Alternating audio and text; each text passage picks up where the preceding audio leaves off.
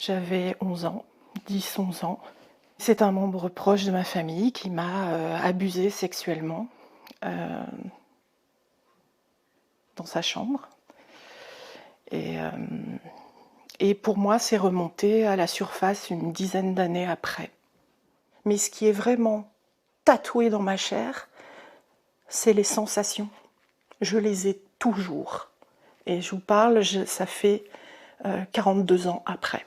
C'est au fur et à mesure, on réalise l'ampleur de ce qu'on a vécu, et puis on réalise aussi pourquoi on a eu toutes ces souffrances qu'on ne comprenait pas, physiques, morales. Quelles ont été les conséquences de ce traumatisme pour vous?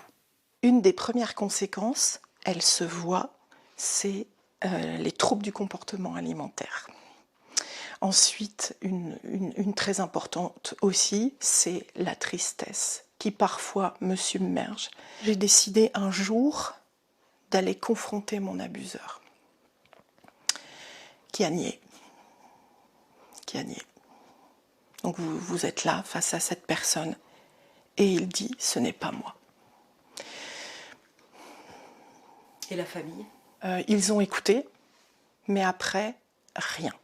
C'est-à-dire qu'ils ont continué à le côtoyer, comme si de rien n'était, me laissant moi avec ma souffrance. Et ils ont mangé avec lui, ils sont partis en vacances avec lui. Enfin voilà, c'est moi qui étais à l'écart finalement. Moi, je suis triste de ne pas avoir eu des parents qui m'ont soutenue. Je suis triste. Une famille, pour moi, c'est ce que j'essaie de faire avec mes enfants, donner le vrai sens au mot famille. Quand il y en a un qui va mal, on le soutient. Et quand il y en a un qui fait des bêtises, on lui fait prendre ses responsabilités. Et là, ça n'a pas du tout été le cas. L'inceste, c'est terrible. Il y a un conflit de loyauté qui nous fait nous taire. Et moi, j'ai envie de dire aux victimes qui n'ont pas encore parlé, parlez. Je vous promets que ça vous soulagera. Mais parlez, parlez, sortez ça de votre corps, sortez-le. Bonsoir Eugénie Adam. Bonsoir. Vous êtes psychologue clinicienne. Les fidèles de nos émissions matinales vous connaissent bien. Vous avez été confrontée à des histoires semblables dans le secret de votre cabinet.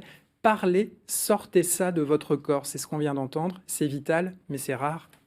Oui, c'est rare parce que, comme Madame l'explique, les victimes vivent dans l'environnement familial, donc vivent en permanence dans un état de stress, de choc. C'est un état de sidération.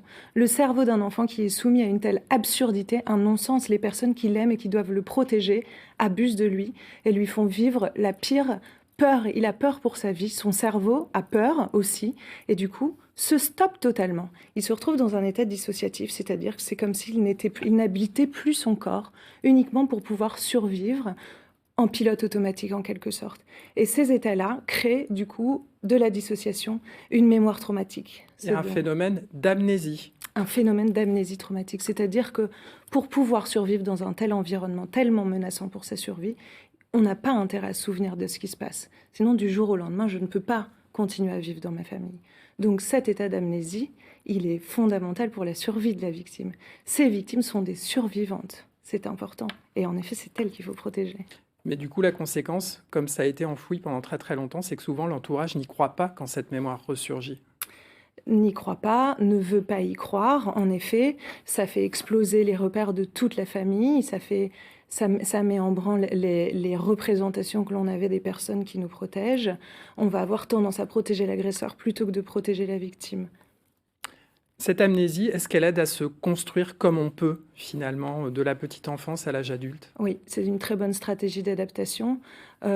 Malheureusement, l'amnésie ne protège pas des souvenirs traumatiques. Et les souvenirs traumatiques sont là, c'est-à-dire ce que la mémoire va garder dans un flou un peu, puisqu'on est dans un état dissociatif, ce que la mémoire va garder d'un point de vue sensoriel, ce que Madame décrit bien, hein, les sensations, ça peut être des odeurs, ça peut être un contexte, ça peut être des voix, surtout le discours que l'agresseur répète qui finit par faire croire à la victime qu'elle doit adhérer à ce discours-là, un discours souvent humiliant, rabaissant, qui va revenir par bribes dans l'esprit de la personne devenue adulte, des flashbacks, des réminiscences. Justement, la loi est-elle adaptée? Les délais de prescription ont été augmentés, largement augmentés aujourd'hui. Est-ce que c'est suffisant face à ces traumas qui restent enfouis si longtemps?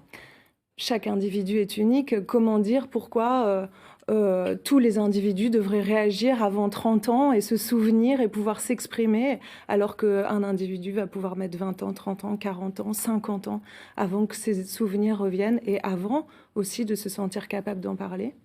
Merci à vous, Eugénie Adam, pour ces précisions. Donc, je rappelle qu'une plateforme a été ouverte il y a quelques jours pour recueillir des témoignages.